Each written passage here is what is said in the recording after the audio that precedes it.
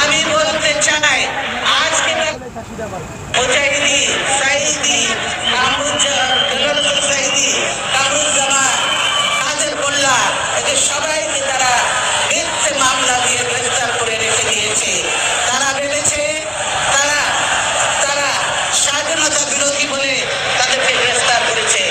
আমি বলতে চাই আজকে তারা যে অবস্থা করেছে, গোপন চুক্তি করে স্বাধীনতা করেও যে গোপন চুক্তি করেছে, স্বাধীনতা বিরোধী শক্তি হলো এই আওয়ামী লীগ, হলো স্বাধীনতা বিরোধী শক্তি। দেশের বিরোধী শক্তি হলো এই আওয়ামী লীগ। তাই আগে তাদেরকে আগে ব্যবস্থা করতে হবে, তবেই এই দেশ নিরাপদ হবে, স্বাধীন হবে। শুনলেন তো, উনি বলছেন মিথ্যা, ওগুলো মামলা। আচ্ছা, মির্জা ফখরুল কি বলেছিল শুনেন। আমাদের এই আলেম উলামা জামাত ইসলামের